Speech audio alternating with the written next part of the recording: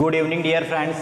आज से मैं आप लोगों के लिए एक बहुत ही महत्वपूर्ण सब्जेक्ट मध्य प्रदेश का हिस्ट्री स्टार्ट करने वाला हूं। दोस्तों, मध्य प्रदेश के हिस्ट्री में मैं आपको डीप तक पढ़ाने वाला हूं। ठीक है, किस राजवंश की क्या विशेषता रही है, कहाँ पर साम्राज्य था, कौन कौन उसके राजकीय दरबार में कवि थे और कहाँ पर उन्होंने शासन किया, कौन सी पुस्तकें लिखी गई, कौन से मंदिर बनाए। दोस्तों, पूरा डीप में पढ़ाने वाला हूँ, तो वीडियो को लास्ट तक देखना है आप लोगों को और वीडियो को ज़्यादा से ज़्यादा शेयर करना है।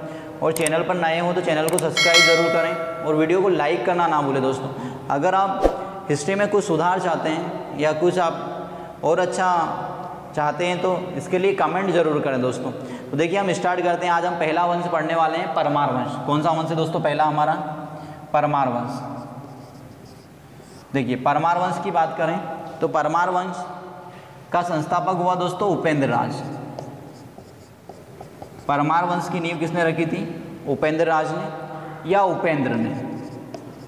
कहीं पर आपको उपेंद्र भी मिल जाएगा और कहीं पर उपेंद्र राज भी मिल जाएगा। दोस्तों, देखिए मालवा में परमार वंश की नींव किसने रखी? उपेंद्र राज ने रखी या उपेंद्र ने रखी। अब देखिए इसका शासन कब से कब तक था? तो 751 से 818 तक उपेंद्र राज का मालवा पर शासन था। अब उपेंद्र राज कौन था दोस्तों? तो उपेंद्र राज भैया यहाँ पर एक सामंत था। क्या था ये? उपेंद्र राज सामंत था। उपेंद्र राज किसका सामंत हुआ? तो उपेंद्र राज राष्ट्रकूटों का सामंत था। दोस्तों, किसका सामंत था ये? उपेंद्र राज राष्ट्रकूटों का सामंत था। ठीक, अब देखिए राष्ट्रकूटों ने मालवा के गुज्जर प्रतिहार राजाओं को हराया। राष्ट्रकूटों ने किसको हराया था? मालवा के जो गुज्जर प्रतिहार राजा थे उन्हें हराया और मालवा पर राष्ट्रकूट राजवंश की नींव रखी। ठीक है, अब देखिए मालवा पर राष्ट्रकूट राजवंश थे, उन्होंने अपने सामंत उपेंद्र राज को मालवा सौंप दिया। किसको मालवा सौंपा? उपेंद्र राज को। उपेंद्र राज ने मालवा में अपनी राजधानी बनाई उज्जैनी को। क्या राजधानी थी दोस्तों उपेंद्र राज की? उज्जैनी राजधानी थी। ठीक है, अब देखिए इसका उत्तराधिकारी होता दोस्तों कृष्ण। इसका उत्तराधिकारी हुआ दोस्तों कृष्ण राज। कौन हुआ इसका उत्तराधिकारी? कृष्ण राज इसका उत्तराधिकारी होता है। उपेंद्र राज का उत्तराधिकारी कौन हुआ दोस्तों? कृष्ण राज हुआ। अब देखिए कृष्ण राज एक निर्बल शासक रहता है। ठीक है, कृष्ण राज क्या था? एक निर्बल शासक था और इसके शासनकाल में उज्जैनी पर फिर से दोबारा किसने अधिकार कर लिया? गुज्जर प्रतिहारों ने। किसका अधिकार हो जाता दोस्तों यहाँ पर? गुर्जर प्रतिहार वंश का शासन स्थापित हो गया। ठीक है, देखिए कृष्ण राज के शासनकाल में उज्जैन या उज्जैनी पर किसका अधिकार हो जाता है? गुज्जर प्रतिहारों का शासन स्टार्ट हो जाता है दोस्तों। और कृष्ण राज का उत्तराधिकारी बनता है। कृष्ण राज का उत्तराधिकारी कौन हुआ? तो कृष्ण राज का उत्तराधिकारी होता है दोस्तों बेर सिंह। कौन होता है? वेरी सिंह, वेर सिंह, या कहीं पर इसको बेरी सिंह भी मिलेगा। आपको क्या मिलेगा? बेरी सिंह इसका उत्तराधिकारी हुआ। ठीक है, अब बेरी सिंह जो अपनी राजधानी था वो धार बनाता है। बेरी सिंह ने किसको राजधानी बना ली दोस्तों? धार को अपनी राजधानी बना ली। अब देखिए बेरी सिंह, जो बेरी सिंह था ये एक थोड़ा बलशाली राजा हुआ, मतलब कृष्ण राज से थोड़ा शक्तिशाली राजा था। इसके बाद इस वंश का पहला सबसे प्रतापी राजा होता है हर्ष। कौन होता है दोस्तों? हर्ष को आपको सियक नाम से जाना जाएगा। ठीक है, कौन हुआ इसका उत्तराधिकारी? हर्ष या सियक इस वंश का उत्तराधिकारी हुआ। जो सियक था ये महाराजा धीराज की उपाधि धारण करता। सियक या हर्ष किसकी उपाधि धारण करता है? महाराजा धीराज की उपाधि धारण करता है दोस्तों। और जो हर्ष था ये राष्ट्रकूटों की राजधानी, किसकी राजधानी? राष्ट्रकूटों की राष्ट्रकूट जो राजवंश था उसकी राजधानी थी मान्यखेत। क्या थी दोस्तों? मान्यखेत। इसका नाम कहीं कहीं पर मनकिर भी मिलेगा आपको। मान्यखेत या मनकिर पर अधिकार कर लेता है कौन? हर्ष या सियक। हर्ष या सियक ने किस पर अधिकार कर लिया? मानकिर या मान्यखेत पर अधिकार कर लिया। अब देखिए इसके बाद इसका उत्तराधिकारी हुआ दोस्तों इस वंश का अगला राजा बनता है वाकपति मंजू। कौन बना दोस्तों अगला राजा? वाकपति मंजू। ठीक है, वाकपति मुंज बना। कौन है इसका रियल नेम है? वाकपति या मुंज के नाम से जाना जाता है। ठीक है, वाकपति या मुंज इस वंश का अगला शासक बना। अब देखिए वाकपति या मुंज का शासन रहता है 1973 से 1988 तक। कब तक शासन करेगा ये? वाकपति या मुंज 1973 से 1988 तक इसका शासन रहता है वाकपति या मुंज का। ठीक है, मालवा पर। अब देखिए वाकपति या मुंज धार में मुंज तालाब बनाता है। कौन सा तालाब बना दोस्तों? ये तालाब कई बार पूछा गया है। मुंज तालाब किसने बनाया? तो वाकपति या मुंज ने क्या बनाया? मुंज तालाब बनाया, ठीक है। और इसका शासनकाल मालवा का स्वर्ण युग कहलाता है दोस्तों। क्या कहलाता है इसका शासनकाल? ये क्वेश्चन भी बहुत इंपॉर्टेंट है, कई बार पूछा गया है। मालवा का स्वर्ण युग किसके शासनकाल को कहते हैं? वाकपति या मुंज के शासनकाल को मालवा का स्वर्ण युग कहते हैं। दोस्तों कॉपी पेन जरूर लेकर बैठें और नोट करते जाएं और वीडियो को लाइक जरूर करें और ज़्यादा से ज़्यादा शेयर करें। तो वाकपति या मुंज इस वंश का अगला सबसे प्रतापी राजा हुआ है, ठीक है। मतलब अभी तक जितने भी शासक हुए उनमें सबसे प्रतापी राजा हुआ वाकपति या मुंज। इसका शासनकाल था 973 से 998 ईस्वी तक। और मुंज तालाब का निर्माण कराता है कहाँ पर? धार में। और इसका शासनकाल क्या कहलाता है? मध्य प्रदेश में। मालवा का स्वर्ण युग किसका शासनकाल कहलाया? तो वाकपति या मुंज का शासनकाल कहलाया दोस्तों। अब देखिए इसके कुछ महत्वपूर्ण विजय अभियान चलाता है। तो देखिए मेवाड़ के गीलो शासक रहते हैं शक्ति कुमार। कहाँ के शासक भैया? मेवाड़ के शासक शक्ति कुमार को हराया इसने। देखिए इसकी सारी विजय इधर लिख देता हूँ। मेवाड़ के शासक कौन थे? शक्ति कुमार को किसने हरा दिया? वाकपति या मुंज ने हराया। और पूर्वी मेवाड़ मालवा में मिला लेता है। देखिए वाकपति मुंज किसको हराता है? मेवाड़ के शासक शक्ति कुमार को हराया। और उसका जो पूर्वी भाग था मेवाड़ का उसको किसमें मिला लिया इसने? मालवा में मिला लिया दोस्तों। इसके बाद देखिए आबू पर्वत पर भी ये अधिकार कर लेता है। जो माउंट आबू पर्वत है उस पर भी इसने अधिकार जमा लिया अपना। कहाँ पर अधिकार कर लेता है? आबू पर्वत पर भी ये अधिकार कर लेता दोस्तों। इसके बाद देखिए प्रतिहार नरेश। कौन से नरेश? प्रतिहार नरेश विजयपाल, सॉरी गुज्जर प्रतिहार नरेश थे विजयपाल। कौन थे? गुज्जर प्रतिहार नरेश विजयपाल। विजयपाल को हरा दिया इसने। गुज्जर कौन से वंश के हैं विजयपाल? तो गुज्जर प्रतिहार वंश के राजा। गुज्जर प्रतिहार वंश के राजा विजयपाल को किसने हराया? मुंज या वाकपति ने हराया। और उज्जैनी पर अधिकार कर लिया इसने। किस पर अधिकार कर लिया दोस्तों?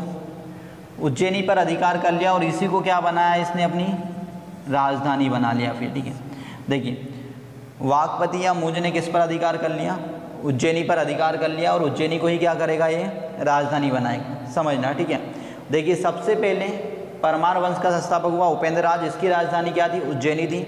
751 से 818 तक ये शासन करता है। सामंत था राष्ट्रकूटों का और इसकी राजधानी थी उज्जैनी, ठीक है। इसके बाद देखिए कृष्णराज के शासनकाल में गुज्जर प्रतिहार उज्जैनी पर अधिकार कर लेते हैं। वीर सिंह एक निर्बल शासक हुआ इस वंश का और कृष्णराज भी, पर ये कृष्णराज की तुलना में थोड़ा सा पावरफुल था, ठीक है। और ये अपनी राजधानी क्या बनाता है? धारा नगरी को बनाता है, धार को। इस वंश का पहला प्रतापी राजा हुआ हर्ष या सिंह। क्या करता है भैया? राष्ट्रकूटों को हरा देता है और उनकी राजधानी मान्यखेत पर अधिकार कर लेता है। अब देखिए वाकपति या मुंज 973 से 998 तक राजा बना। इसने क्या करा? मुंज तालाब बनाया। मुंज तालाब कहाँ पर आता है? आपका धार में आता है। और इसका शासनकाल मालवा का स्वर्ण युग कहलाता है दोस्तों। इसके बाद देखिए इसने इसकी जो विजय की बात करें तो इसने मेवाड़ के शासक गुहित वंश के शासक थे शक्ति कुमार को हरा दिया, ठीक है। और माउंट आबू पर्वत पर अधिकार कर लेता है। विजयपाल को हराया। गुज्जर प्रतिहार के राजा कौन थे? विजयपाल को हराया। और अब ये इसके शासनकाल में क्या होगा? उज्जैनी पर अधिकार कर लेगा और उज्जैनी को ही ये अपनी राजधानी बनाता है दोस्तों। अब देखिए इसके सैन्य अभियान की बात करते हैं आगे। इसने मालवा में हुणों को हराया। किसको हराया दोस्तों? इसने मालवा में हुणों को पराजित कर दिया दोस्तों। मालवा से हुणों को खदेड़ा किसने? मुंज या वाकपति ने। ये क्वेश्चन मोस्ट इंपॉर्टेंट है, कई बार पूछा गया था कि मालवा के किस परमार वंश के राजा ने गुज्जर प्रतिहारों को हुणों को सबसे पहली बार हराया? तो वाकपति या मुंज ने इन्हें हरा दिया, को इसने हरा दिया। इसके बाद देखिए कलचुरी शासक युवराज दूती को भी पराजित कर दिया इसने। किसको हराया दोस्तों? कलचुरी शासक कौन थे? युवराज दूती। कलचुरी शासक युवराज दूती को भी इसने हरा दिया, हुणों को भी हरा दिया दोस्तों इसने। अब देखिए इसके बाद इसने चालुक्यों को 6 बार हराया था दोस्तों। चालुक्य राजवंश को कितनी बार हराया था इसने? 6 बार चालुक्य राजवंश को हराया था। किसने हराया था? वाकपति या मुंज ने। अब देखिए इसके बाद सातवीं बार भी ये क्या करता है भैया? इसके जो आमात्य थे, इसके मंत्री थे रुद्रोदित्य। कौन थे? रुद्रोदित्य, है ना। इसके मंत्री थे, मतलब आमात्य थे रुद्रोदित्य। अब देखिए 6 बार तो ये किसको हरा चुका है, चालुक्य को हरा चुका है। इसके मंत्री थे रुदोदित्य। रुदोदित्य इसको सलाह देते हैं कि भैया ये चालुक्य को हराने के लिए गोदावरी नदी को पार ना करे। कौन सी नदी को पार करने का मना करा था इसको, गोदावरी नदी को पार करने का मना करा था। किसने मना करा था, इसके मंत्री आमात्य रुदोदित्य ने। परंतु ये जो राजा था इसको ईगो आ जाता है कि भैया हमने जो चालुक्य थे उन्हें 6 बार हरा दिया तो अब भी हरा देंगे। तो ये क्या करता है, गोदावरी नदी को पार कर जाता है और वहीं पर चालुक्य शासक इसे हरा देंगे और इसे बंदी बना लेंगे। किसको, वाकपति या मुंज को बंदी बना लिया। किसने बंदी बनाया, तो चालुक्य शासकों ने। अब देखिए बंदी बना लिया तो जो चालुक्य नरेश था उसकी एक विधवा बहन थी। कौन थी उसकी, विधवा बहन थी जिसका नाम था मृणालिनी, मृणालवती। क्या नाम था उसका दोस्तों, मृणालवती। अब देखिए इसको बंदी इसलिए बनाया, वो चाहते, चालुक्य राजा चाहते तो भैया मुंज या वाकपति को उस समय ही मार सकते थे युद्ध में, ठीक है। परंतु क्या करते हैं, वो इसे बंदी बना लेते हैं। बंदी इसलिए बनाते हैं कि इसका जो सीक्रेट प्लान है वो क्या प्लान है, ये इसकी आगे की प्लानिंग क्या है। अगर हम इसे जिंदा छोड़ देते तो ये क्या दोबारा हमारे साम्राज्य के ऊपर अटैक करेगा, ठीक है। तो इसको बंदी बना लिया, कारागार में डाल दिया और इसकी देख रेख करने के लिए जो चालुक्य राजा थे उसने अपनी बहन मृणालवती को रखा। किसको रखा, मृणालवती को, जो एक विधवा थी। क्या थी ये, मृणालवती विधवा थी। तो जो विधवा थी, अब मंजू जो था, मुंज जो राजा था, मुंज या वाकपति जो राजा था, उस विधवा महिला पे बहुत ज़्यादा मोहित हो जाता है और उससे प्रेम करने लगता है। तो अब देखिए जब प्रेम करने लगता है, अब ये जो विधवा महिला थी ये इसको धोखा देती है और ये इसकी एक प्लानिंग, मतलब जो इसके मंत्री वगैरह आमात्य थे रुदोदित्य, ये इसे गुप्त रूप से वहाँ से निकालने का प्लान बना रहे थे, ठीक है। तो ये क्या करता है भैया, जो मुंज या वाकपति था, जो मृणालवती से जिससे प्रेम हो जाता है उसको पूरी योजना बता देता है अपनी। क्या करता है, मृणालवती को अपनी पूरी योजना बता दी इसने। तो मृणालवती क्या करती है, अपने भाई को पूरी योजना बता देती है। उसका भाई इसकी हत्या कर देता, मृत्युदंड दे देता। किसको, वाकपति या मंजू को मार दिया गया, ठीक है। अब यहाँ से वाकपति या मंजू की कहानी समाप्त हो जाती दोस्तों। फिर इसके बाद इसका भाई, इसका छोटा भाई सिंधराज, कौन था दोस्तों, इसका भाई सिंधराज। किसका, वाकपति या मुंज का छोटा भाई कौन था, सिंधराज। सिंधराज मालवा का शासक बना। सिंधराज कहाँ का शासक बनेगा दोस्तों, मालवा का शासक बनता है। और सिंधराज क्या करता है, अब सिंधराज अपने भाई की मृत्यु का बदला लेता है और किसको हराएगा, चालुक्य राजा को हरा देता है, ठीक। सिंधराज ने किससे बदला लिया भैया, जिसने उसके भाई की हत्या कर दी थी धोखे से, उसकी उन राजाओं को हरा देगा दोस्तों। इसका स्क्रीनशॉट ले लें, फिर आगे देखते हैं हम सिंधराज के क्या क्या अभियान रहे भारत में, ठीक है। ले लिया होगा दोस्तों स्क्रीनशॉट। अब आगे बात करते हैं हम इसके बाद। अगला जो राजा है सिंधराज। अब देखिए सिंधराज क्या क्या करता है, सिंधराज कौन कौन सी विजय अभियान चलाता है, ठीक है। वीडियो को लाइक जरूर करें और चैनल पर नए हो दोस्तों तो चैनल को सब्सक्राइब भी जरूर करें, ठीक है। अब देखिए अगला जो राजा बना कौन सा, परमार वंश में सिंधराज। अब देखिए भैया सिंधराज क्या करता है, सिंधराज के जो महत्वपूर्ण अभियान थे वो कौन कौन से थे। सिंधराज का पहला अभियान था, सिंधराज जो पहली विजय पर जाता है, कुंतल की विजय पर जाता है। किसको जीतता है दोस्तों, सिंधराज। पहली विजय कौन सी हुई सिंधराज की, कुंतल की विजय हुई। इसके बाद सिंधराज हूणों को भी हराता है। किसको हराता है, सिंधराज हूणों को हराया, ठीक है। देखिए हूणों को पहली बार किसने हराया, तो वाकपति मुंज में हराया। फिर उसका भाई कौन हुआ, सिंधराज। तो सिंधराज ने किसको हराया, हूणों को हराया। वाकपति मुंज की मृत्यु के बाद अगला राजा बना सिंधराज परमार, ठीक है। इसने कुंतक का, इसका पहला सैन्य अभियान था कुंतक, कुंतक को जीतता है और हूणों को हरा देता है। किसको हरा देता है दोस्तों, हूणों को हराया सिंधराज ने।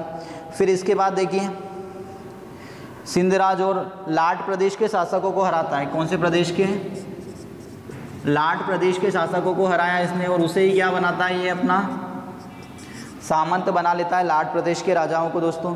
इसके बाद देखिए लाट प्रदेश के शासकों को हरा दिया।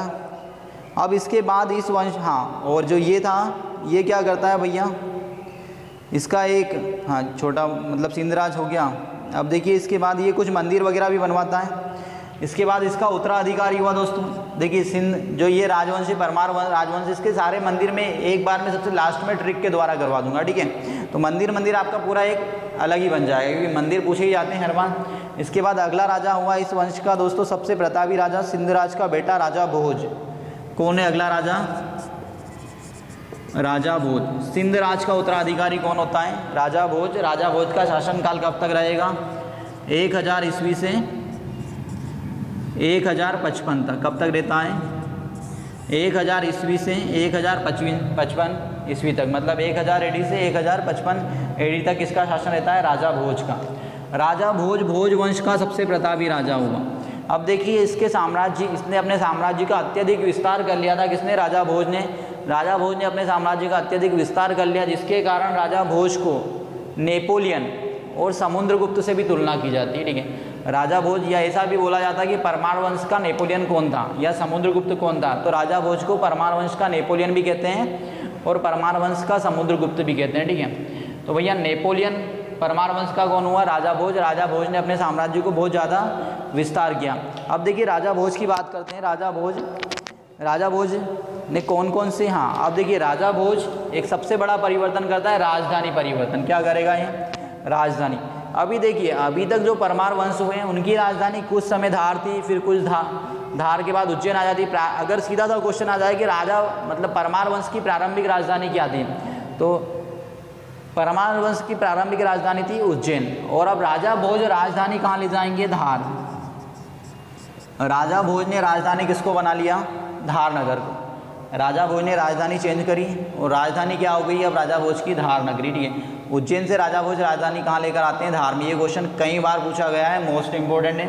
राजा भोज अपनी राजधानी किसको बनाते हैं? तो धार नगरी को राजा भोज ने अपनी राजधानी बनाई दोस्तों। अब देखिए राजा भोज ने धार की राजधानी बना ली।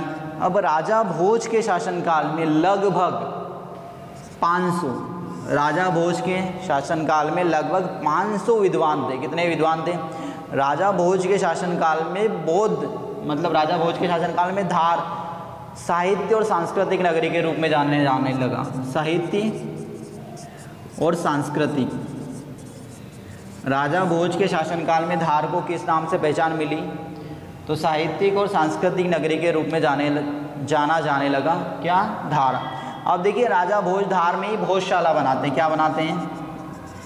ये क्वेश्चन कई बार आया हुआ दोस्तों। भोजशाला किसने बनाई धार में? तो भोजशाला राजा भोज ने बनाई। भोजशाला किसने बनाई धार में? राजा भोज ने बनाई। अब देखिए राजा भोज ने भोजशाला में एक संस्कृत विद्यालय बनवाया। क्या बनवाया दोस्तों? संस्कृत विद्यालय। संस्कृत विद्यालय कहाँ पर बनाया? भोजशाला धार में। और यहीं पर सरस्वती की एक मूर्ति स्थापित करी।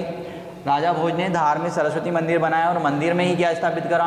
सरस्वती मंदिर, मतलब भोजशाला बनाया, उसमें एक संस्कृत विद्यालय बनाया और एक सरस्वती का मंदिर बनाया। ठीक है, और उसमें ही सरस्वती की मूर्ति स्थापित की। किसने करी थी ये? राजा भोज।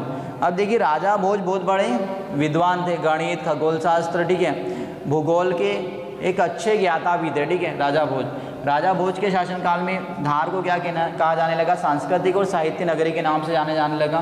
भोजशाला बनाई इन्होंने, संस्कृति, और वहीं पर संस्कृत विद्यालय बनाया। संस्कृत विद्यालय बनाया। कौन सा विद्यालय बनाया? संस्कृत विद्यालय बनाया। और मंदिर, विद्यालय परिसर में ही सरस्वती का मंदिर बनवाया। ठीक है, अब देखिए इसके बाद राजा भोज क्या करते हैं भैया? राजा भोज चित्तौड़ में, कहाँ पर? चित्तौड़ में त्रिभुवन नारायण मंदिर का निर्माण करवाते हैं दोस्तों। ये MPPSC प्री 2019 का क्वेश्चन है, 18-19 में आया हुआ क्वेश्चन है। त्रिभुवन नारायण मंदिर चित्तौड़ में किसने बनवाया? राजा भोज ने बनवाया। त्रिभुवन नारायण मंदिर चित्तौड़ में किसने बनवाया दोस्तों? राजा भोज ने बनवाया। बहुत ही महत्वपूर्ण प्रश्न है, कई बार आया हुआ है, पिछली बार ही आया, ज़्यादा समय नहीं हुआ। तो चित्तौड़ में कौन सा मंदिर बनवाया है इन्होंने? त्रिभुवन नारायण मंदिर बनवाया। इसके बाद देखिए भोपाल के पास में भोजपुर नगर की स्थापना की इन्होंने। कौन सा नगर बसाया दोस्तों? भोजपुर नगर बसाया भोपाल के पास में। राजा भोज ने भोपाल के पास में भोजपुर नगर की स्थापना की। और भोजपुर नगर में ही एक शिव मंदिर बनाया। क्या बनवाया इन्होंने वहाँ पर? राजा भोज ने ही शिव मंदिर बनाया। जो भोपाल में भोजपुर शिव मंदिर है वो विश्व का सबसे बड़ा शिवलिंग है। विश्व का क्या है? सबसे बड़ा शिवलिंग। विश्व का सबसे बड़ा शिवलिंग कहाँ पर है? भोजपुर, भोपाल में। अब देखिए भोजपुर को मध्य भारत का सोमनाथ भी कहते हैं। क्या कहते हैं दोस्तों? मध्य भारत का। भोजपुर किस नाम से जाना जाता है? तो मध्य भारत का सोमनाथ कहा जाता है दोस्तों। ये जो राजा भोज है इसका बहुत क्वेश्चन पूछे जाते हैं मध्य प्रदेश में। देखिए राजा भोज का शासनकाल कब से कब तक था? 1000 से 1055 ईस्वी तक था। धार को अपनी राजधानी बनाया, उज्जैन से राजधानी चेंज करी, धार में लाए। इनके दरबार में 500 साहित्यकार थे। कितने थे? मतलब साहित्यकार वगैरह थे, ठीक है, जिसके कारण इसे धार को क्या कहा जाने लगा? साहित्य और सांस्कृतिक नगरी के रूप में पहचान मिल गई। राजा भोज ने भोजशाला बनाया, भोजशाला में संस्कृत विद्यालय ही बनवाया और विद्यालय परिसर में ही क्या बनाया? एक सरस्वती मंदिर भी बनवाया। और चित्तौड़ में त्रिभुवन नारायण मंदिर का निर्माण राजा भोज ने करवाया। इसके बाद देखिए भोजपुर में शिव मंदिर बनवाया इन्होंने, ठीक है, शिवलिंग, ठीक है, जो जिसे मध्य भारत का सोमनाथ कहते हैं और विश्व का सबसे बड़ा शिवलिंग है। और देखिए भोपाल के पास में ही इन्होंने एक डैम बनवाया, साइक्लोपीडियन। कौन सा डैम बनाया? साइक्लोपीडियन डैम किसने बनाया दोस्तों? तो राजा भोज ने बनवाया। कहाँ पर? भोपाल के पास में। साइक्लोपीडियन डैम किसने बनाया था? तो राजा भोज ने बनाया। बहुत इंपॉर्टेंट है, कई बार क्वेश्चन पूछा गया कि भोपाल के पास में साइक्लोपीडियन डैम किसने बनाया? तो राजा भोज ने बनाया दोस्तों, ठीक है, इसका स्क्रीनशॉट ले लें। फिर इसके बाद राजा भोज की विजयों की अभियानों की बात करते हैं। और राजा भोज के दरबार में कौन कौन से विद्वान थे? MPPSC प्री में अभी जस्ट एक विद्वान का पूछा गया था, कौन जैनाचार्य थे, ले लिया होगा स्क्रीनशॉट दोस्तों। अब देखिए आगे बात करते हैं कि राजा भोज के दरबार में कौन कौन से विद्वान थे और कौन कौन सी विजय अभियान चलाए थे राजा भोज ने। अब देखिए राजा भोज के विजय अभियान की बात करते हैं दोस्तों। तो सबसे पहले इन्होंने कलचुरी शासक, कौन से? राजा भोज के विजय अभियान, कलचुरी शासक। कलचुरी शासक कौन थे? गांगेय देव। गांगेय देव को हराया। कलचुरी शासक कौन थे? गांगेय देव को हराया दोस्तों। किसने हराया? राजा भोज ने। कलचुरी शासक गांगेय देव को हरा दिया। और चोल नरेश जयसिंह को हराया था। किसको हराया था? चोल नरेश कौन थे दोस्तों? जयसिंह। देखिए कलचुरी शासक गांगेय देव को हराया, चोल नरेश जयसिंह को हराया। किसने हराया? राजा भोज ने हराया। और देखिए ओडिशा आदिनगर, उस समय क्या नाम था उसका, जिस राज्य को जीता था इन्होंने? आदिनगर कहाँ पर आता है? तो वर्तमान में ओडिशा में आता है। वहाँ के शासक इंद्र कुमार, इंद्रथ को हराया था। किसको हराया था इन्होंने? इंद्रथ को। ओडिशा के शासक कौन हुए? इंद्रथ को किसने हराया? राजा भोज ने हराया। और देखिए लाट प्रदेश के नरेश कीर्तिराज को हराया। लाट प्रदेश का राजा कौन? कीर्तिराज को भी किसने हराया? राजा भोज ने। लाट प्रदेश के शासक कीर्तिराज को राजा भोज ने हराया दोस्तों। इसके बाद देखिए तुर्कों से, जो तुर्क आक्रमणकारी थे, उनसे भी भारत की रक्षा करने के लिए इन्होंने अपना दल भेजा था, ठीक है, जो पाल राजा थे उन्हें, ठीक है, मतलब जो शाही राजवंश था, ठीक है, सिंध का, उनको अपना एक सैन्य दल इन्होंने भेजा था, सहायता की थी उन्होंने, ठीक है, तो उसके ऊपर भी कार्य किया था इन्होंने, तुर्कों को पराजित करने के लिए भी। इसके बाद देखिए मेवाड़ के चौहान राजाओं को भी पराजित किया था दोस्तों इन्होंने। मेवाड़ के कौन से राजा? मेवाड़ में चौहान राजाओं का शासन था, तो मेवाड़ के चौहान राजाओं को भी इन्होंने हराया। इसके बाद देखिए अहिलवाड़ के राजाओं को भी हराया, चौहान राजाओं को हरा दिया। इसके बाद देखिए अहिलवाड़ के चालुक्य पर भी विजय प्राप्त की थी। अहिलवाड़ पे भी, अहिलवाड़ के जो राजा थे, अहिलवाड़ के जो चालुक्य राजा थे उन्हें भी हराया इन्होंने। किनको हराया इन्होंने? अहिलवाड़ के चालुक्य राजाओं को भी परास्त किया दोस्तों। अब देखिए इनकी हार होती है 1047 ईस्वी में। कब हार हो जाती है इनकी? 1047 ईस्वी में। अब देखिए यहाँ पर क्या होता है, परमार पर चालुक्यों का संघर्ष होता है। इसमें राजा किसने हराया इन्हें? तो चालुक्यों ने हरा दिया, ठीक है। 1047 ईस्वी में किसने हराया इन्हें? चालुक्यों ने हराया, चालुक्य राजाओं ने हराया। और इनकी राजधानी धार पर अधिकार कर लेते हैं। वो कहाँ पर अधिकार कर लेते हैं दोस्तों? धार नगर पर अधिकार कर लिया।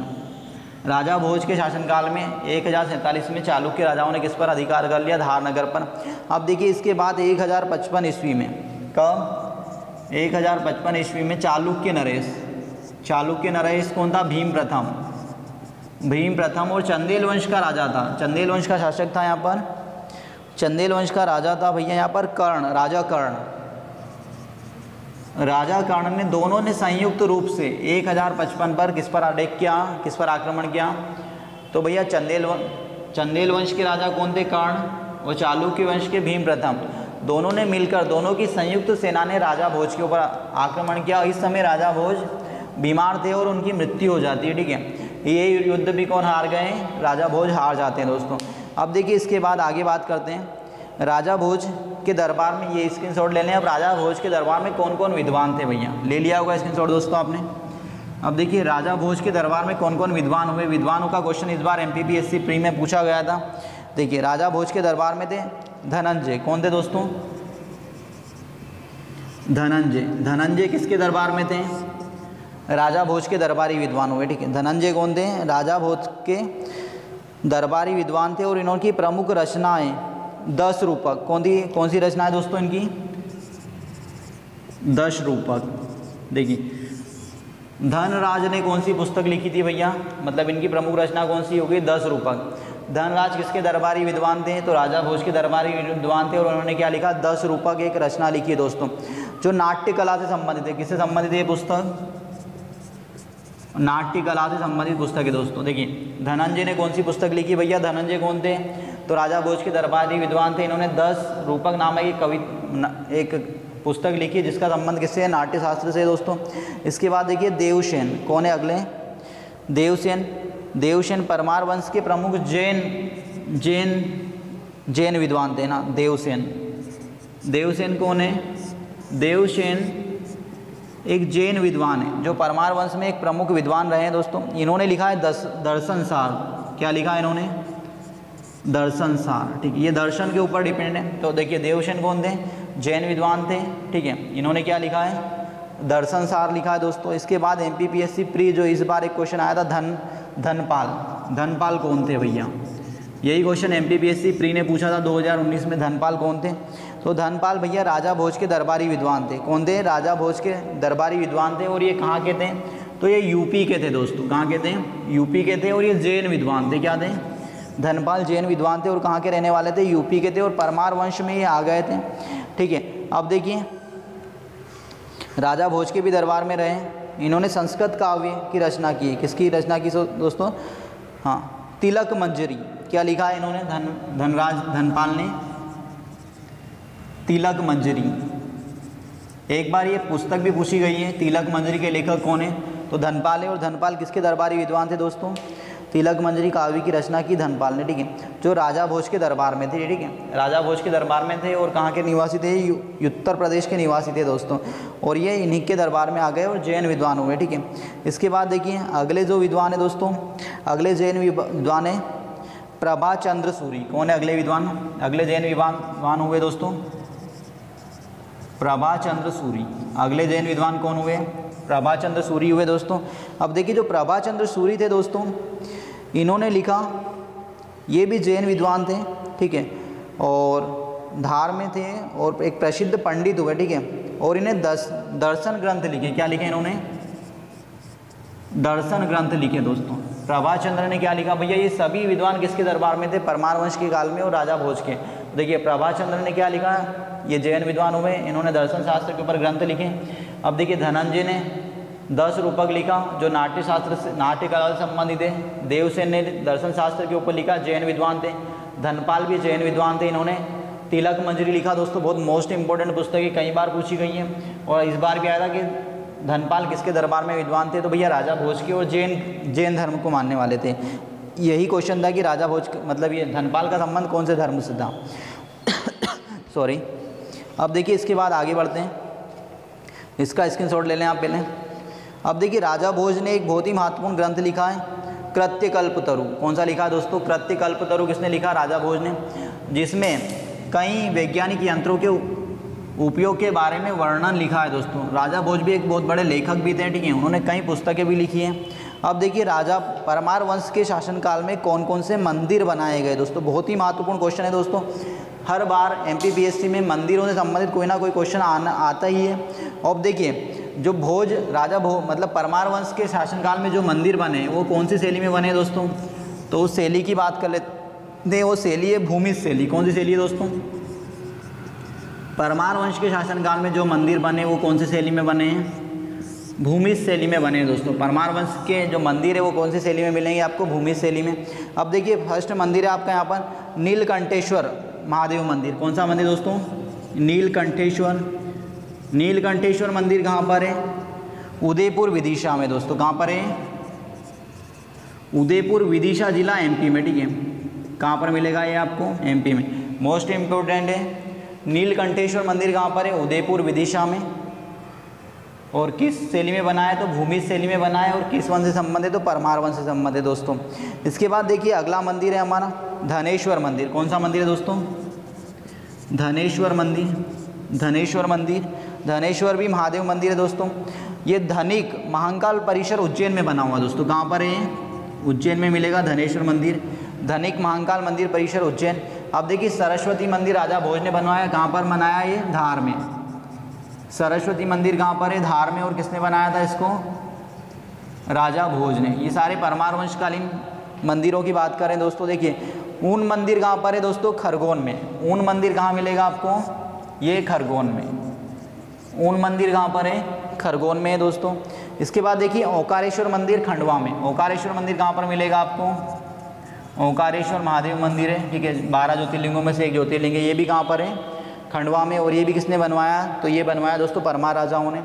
इसके बाद देखिए सिद्धेश्वर महादेव। सिद्धेश्वर नेमावर देवास जिले में आता है दोस्तों। सिद्धेश्वर महादेव मंदिर कहाँ पर है आपका? देवास जिले में, ठीक है। सिद्धेश्वर महादेव मंदिर कहाँ मिलेगा आपको? देवास में मिलेगा। इसके बाद देखिए भोजपुर, ग्यारसपुर, उदयपुर, ओंकारेश्वर, ठीक है। इन क्षेत्रों में भी कई मंदिर परमार वंश के राजाओं ने बनाए दोस्तों। परमार वंश में स्वर्ण युग किसके शासनकाल को कहते हैं? तो वाघपति मूंज के शासनकाल को कहते हैं दोस्तों। बहुत ही महत्वपूर्ण क्वेश्चन है, ठीक है। ये परमार वंश कंप्लीट हो गया दोस्तों। वीडियो कैसा लगा कमेंट जरूर करें। और चैनल पर नए हो तो चैनल को सब्सक्राइब जरूर करें और वीडियो को ज़्यादा से ज़्यादा शेयर करें। Thank you.